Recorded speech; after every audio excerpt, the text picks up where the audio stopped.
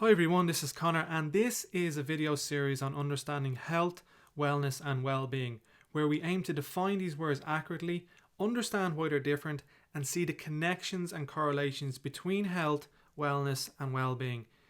This first part is going to take a look at what is health, so let's go ahead and get started.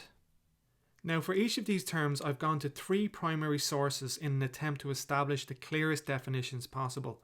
We're going to take a look at etymology, the scientific literature, and any authorities or thought leaders who've set forth ideas on these words. So first up then, for health, we're going to begin with the etymology.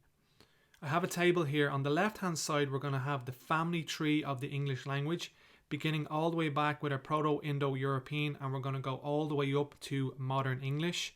In the middle is the dictionary entry, the word for health during that time, and then in the right hand column you're going to see the definition for health during that time.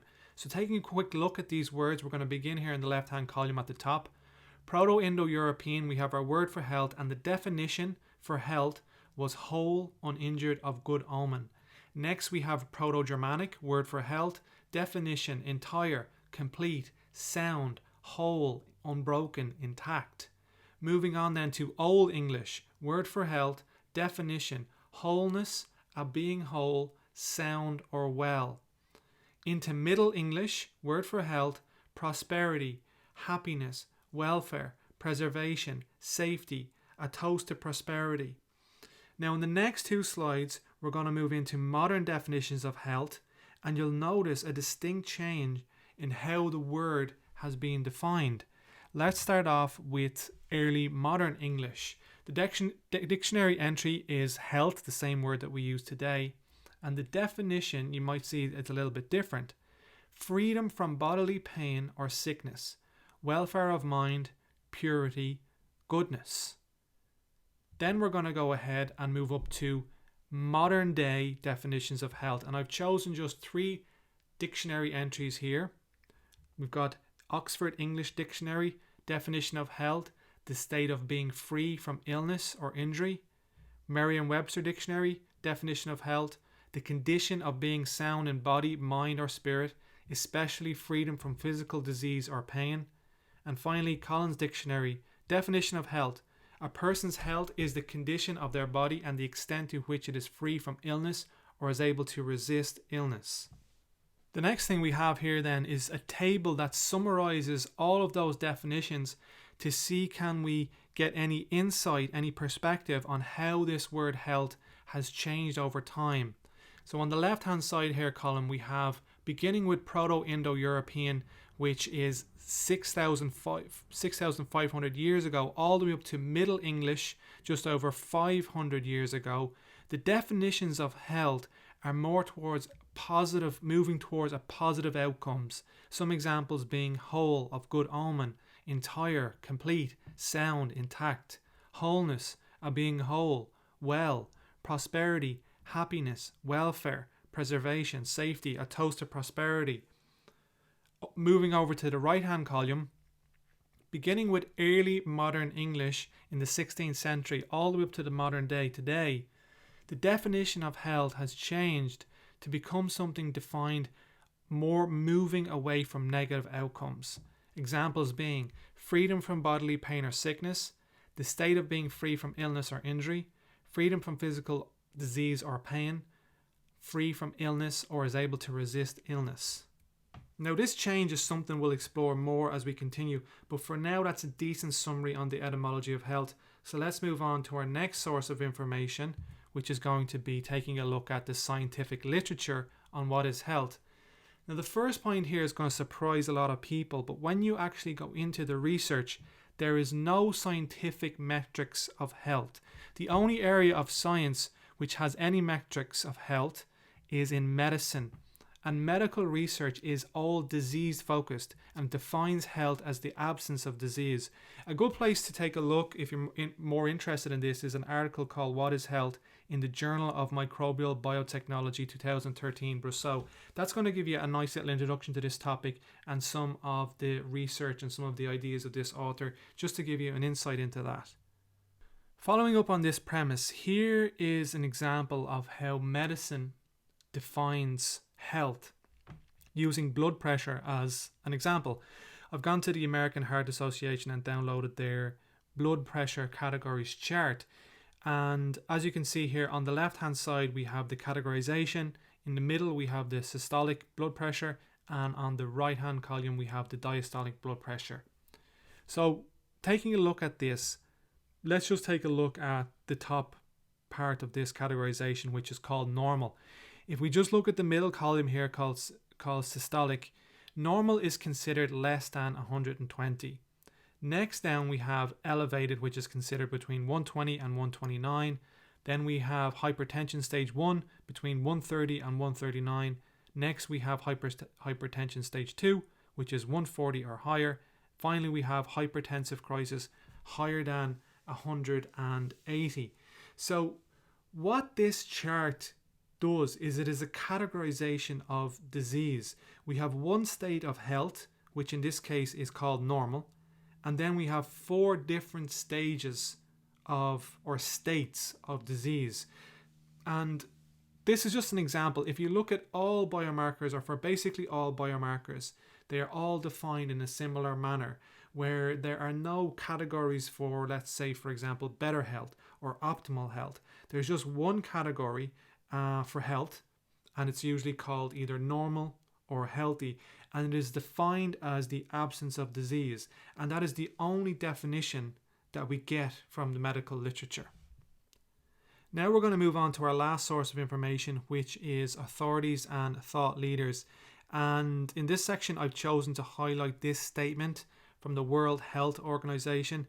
The reason being, when you research what is health, this statement is by far the most quoted and referenced statement that you'll find, and it's as follows. Health is a state of complete physical, mental and social well-being, and not merely the absence of disease or infirmity. Now, this definition was proposed in 1948, and since then it has been widely challenged for its ambiguity. Many scientists, for example, have asked for a redefining of this definition to make health a more realistic, measurable quantity. And I agree with this, and I want to share my primary rationale as to why this statement of health does not suffice. And it pertains in particular to the first part of this definition, which is health is the state of complete physical, mental and social well-being.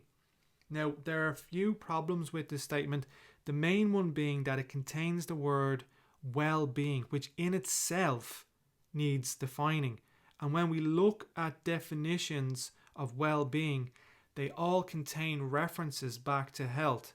Here are some examples. Let me go ahead and take a look at. Here we have what is well-being. In Oxford English Dictionary, well-being is defined as general health and happiness. Merriam-Webster, well-being is the state of being happy, healthy or prosperous. And over to Collins, well-being is defined as the condition of being contented, healthy or successful welfare. And you can see here that well-being is being defined itself in some terms of either health or healthy. And this, as I was researching this, I discovered that this is a problem in lexicography called lexicographic circular definitions, where words are defined in their synonyms and therefore have no singular definition themselves. Here's a diagram, very, very simplified diagram of what we mean by this. So the World Health Organization defines health as complete physical, mental and social well-being. When we then research well-being, it is defined as a measure of health. We then go back and try to define health, and we keep going around in circles. Health is well-being, well-being is health, and so on. I think you'll agree, or when you actually think about this type of definition, it's completely inadequate. And we really need more clear, concise and accurate definitions of these words to utilize them more effectively. With all that being said, here's a summary of what we've covered thus far. First of all, we took a look at etymology. We learned that early definitions of health are towards positive outcomes. We have definitions such as entire, complete, sound, whole, intact, prosperity, whereas modern definitions of health focus on moving away from negative outcomes, free from pain, sickness, illness, injury. Next, we move on to the scientific literature. We learned that there are no scientific metrics of health. What we have is medicine, and medical research is disease focused and still defines health as absence of disease. Finally, we took a look at authorities. We saw that in 1948, the World Health Organization defined health as complete physical, mental, and social well-being, not just the absence of disease or infirmity. That definition is still extremely common today, but it's an extremely inadequate definition due to lexicographic circular defining and the lack of clarity with the word well-being. And taking all this into account, then I have come to my own conclusion on what health is, and it could be an interesting exercise just to press pause here and have a think yourself and maybe write down your own definition of health. And when you're ready with that, you can press play and we can move on to my final slide here, which is, what is health? Health is the absence of disease. Now, for some of you, this is going to be anticlimactic and unsatisfactory, but this is the most clear, concise definition that makes sense to me based upon all the sources that I've presented. First of all, from an etymological point of view, the word health has made a transition in the last 500 years from a word that meant moving towards a positive outcome to now a word meaning moving away from a negative outcome, namely pain, sickness, illness, injury, and disease. Therefore, etymologically, this definition fits. Next, we have the scientific literature, and the only science that has any metrics of health is medicine. And in medicine, it is defined as the absence of disease. So this definition obviously fits that criteria. Finally, we have the authorities, and we focused on the World Health Organization statement of health because it is the most quoted statement. But we discovered that trying to define health in terms of well-being does not suffice, and it leads us back to health without any clear definition of any of these words. And putting all that together, you might be thinking, if health is just the absence of disease, then what about physical, mental, social well-being? And my answer to that is that that's why we have other words called wellness, called well-being, that have their own definitions that take all of this into account. The word health does not need to encompass everything. If health is simply the absence of disease, we have a word that is now very clear and very well defined.